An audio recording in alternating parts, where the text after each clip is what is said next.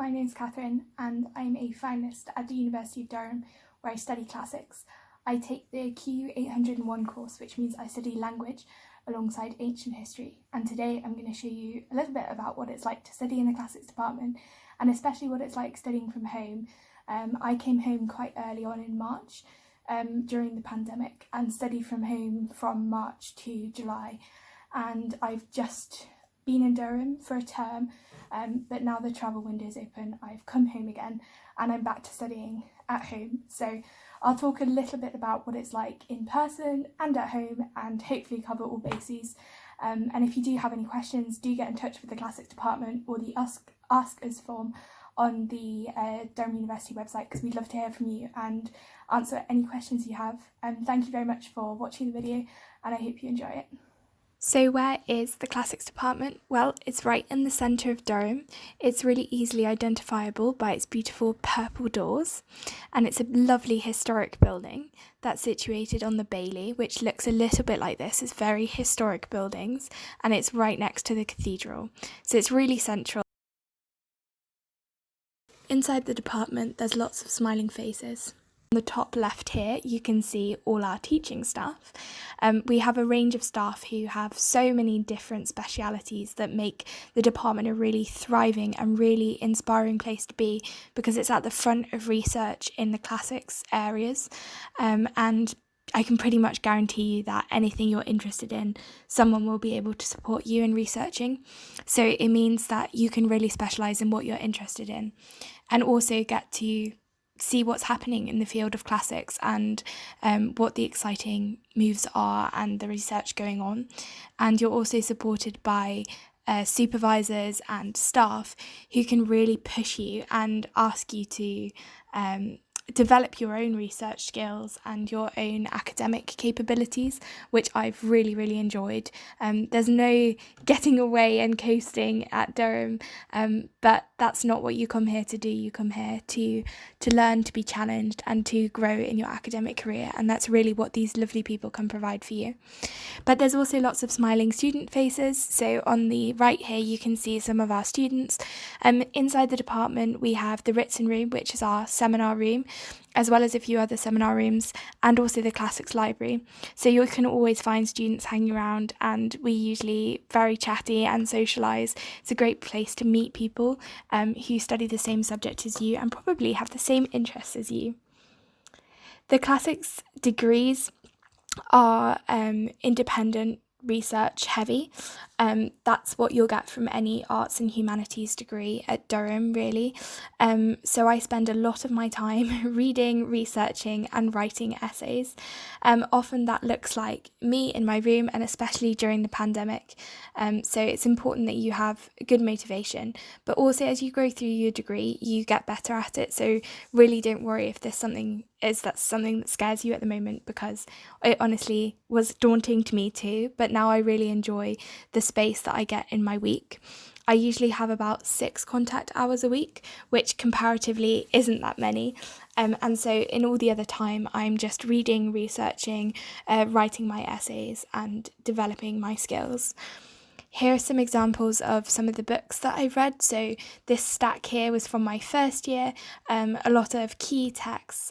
Each year, if you study the language, you'll get the opportunities to study different texts. So my first year, I did the Aeneid and Letters to Atticus by Cornelius Nepos in Latin. I chose not to do Greek, but there is the option that you can do both Latin and Greek, or either or. Instead of doing Greek, I took Hebrew, and it was a really good chance to expand my language skills beyond the sort of core classical ancient languages. It's one of my favourite things about the Durham Classics degree is that you can take modules from other departments.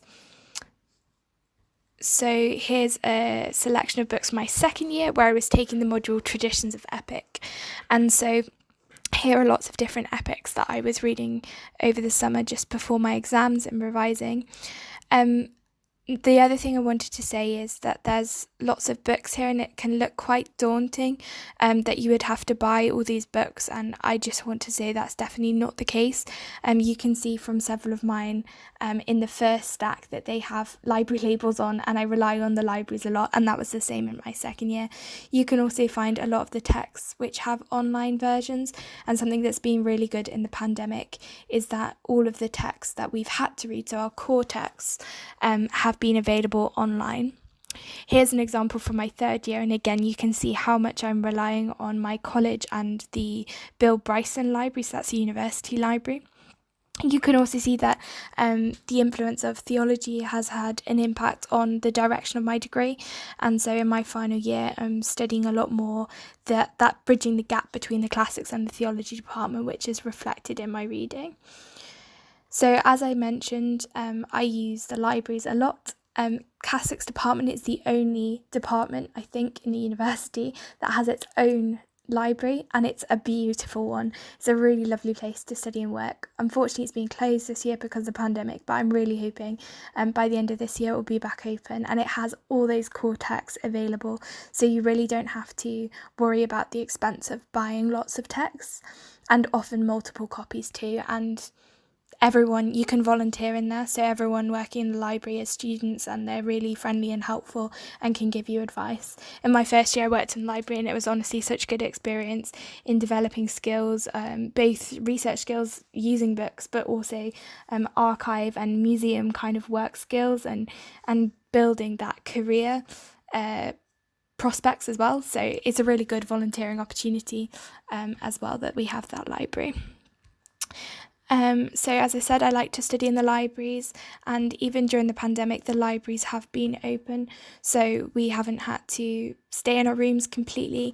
It's totally up to you where you study best, but for me, I definitely enjoy getting out my room. The other thing I really love about the Durham degree is how broad all the modules are. So here you can see just a selection of the modules that I've taken through the years. So this one was from my first year, and that was the Aeneid that I was studying here.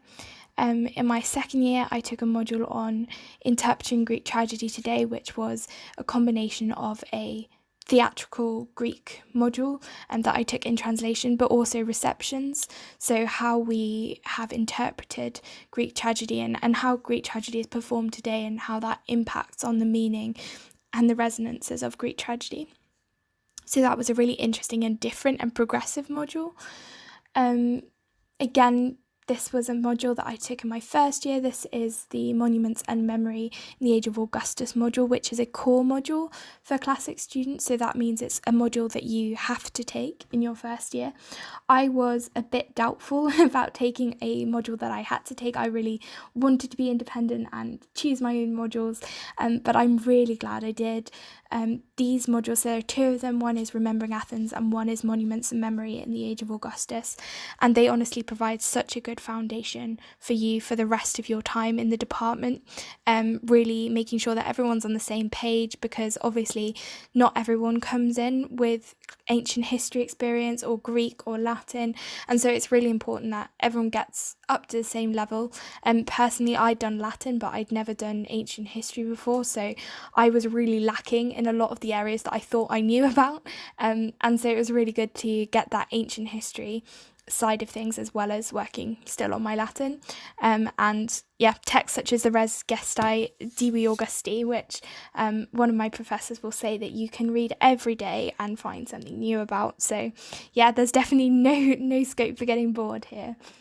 This is another selection from my second year, and the Traditions of Epic module. In my final year, as I said, I've specialised a bit more in the interactions between ancient religion and Christianity, early Christianity in the Roman period.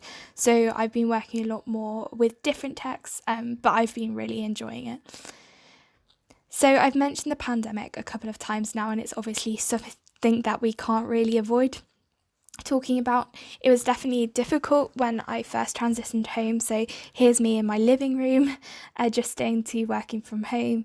It was really difficult working with the kind of TV in the background and people around all the time.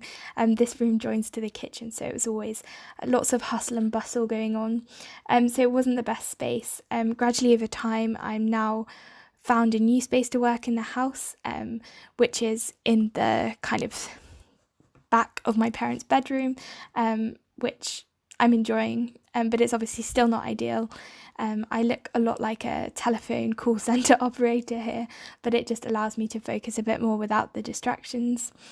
This year, whilst I've been at college, I've been getting used to the restrictions, but it's really been nice to be back at college and have the more social side of things.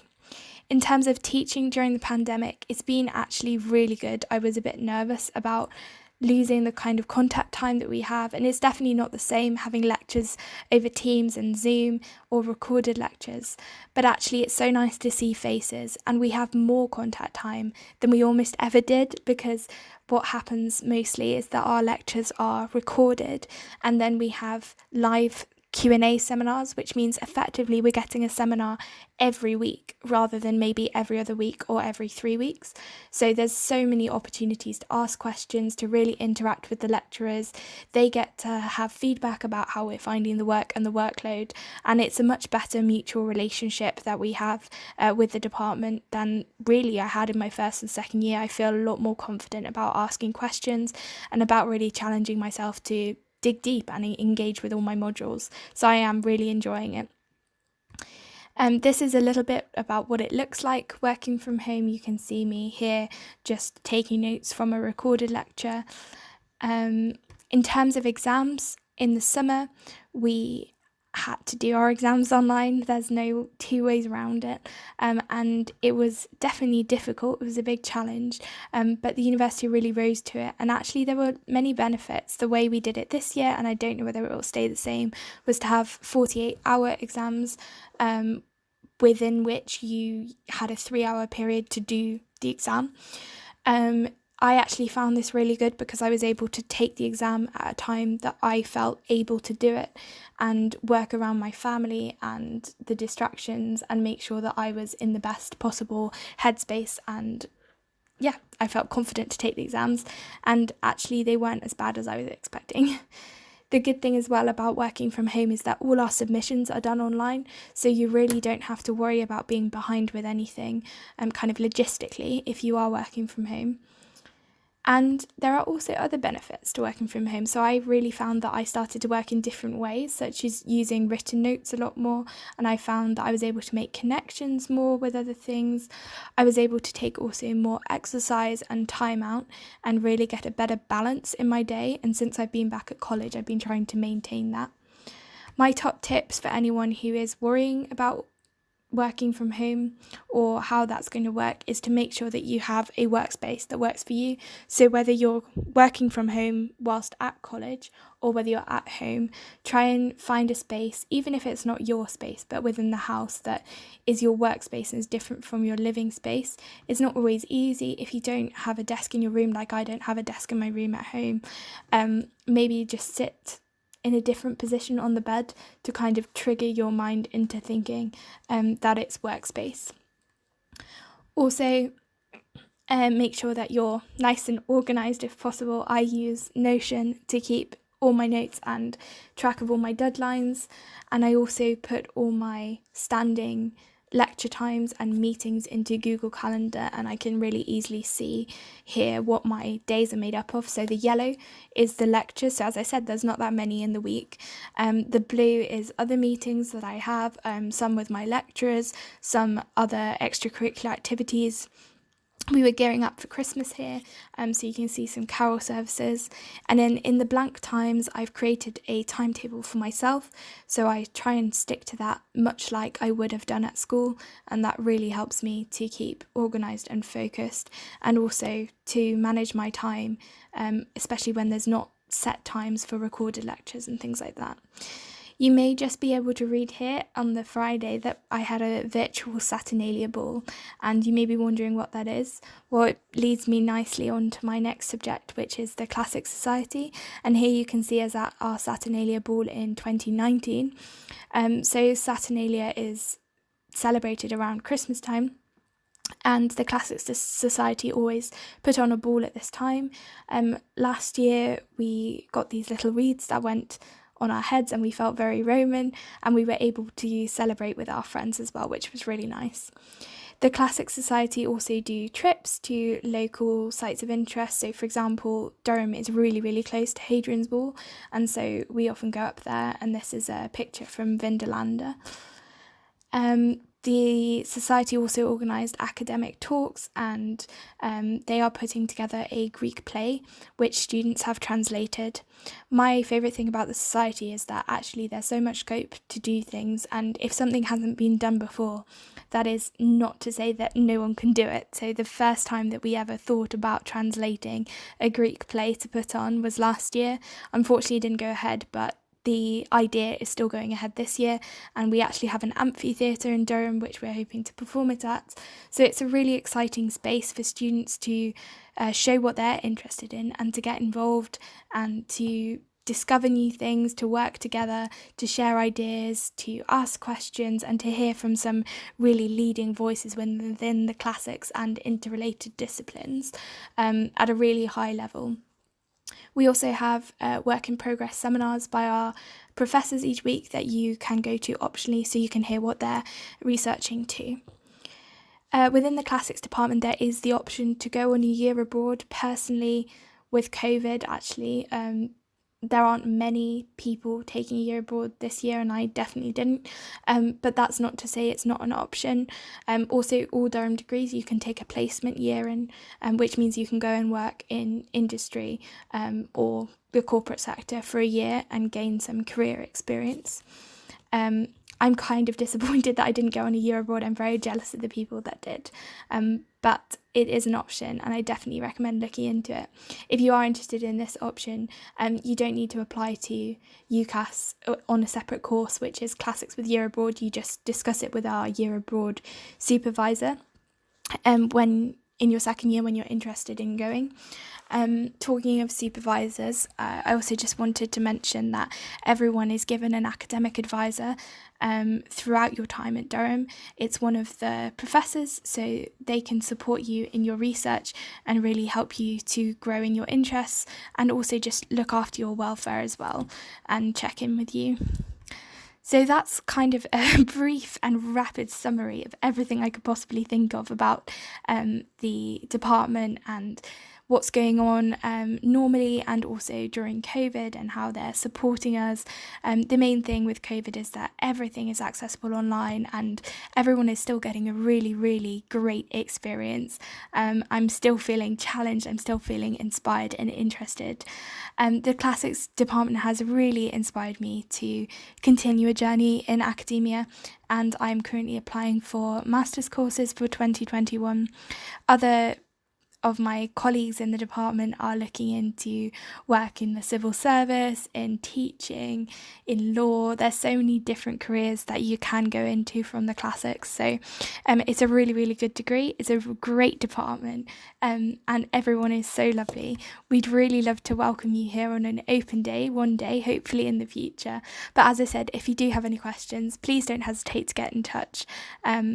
And I hope you have a great rest of the evening, the day, whenever you're watching this, and that one day we might see you here at Durham. Thank you so much for watching. Bye.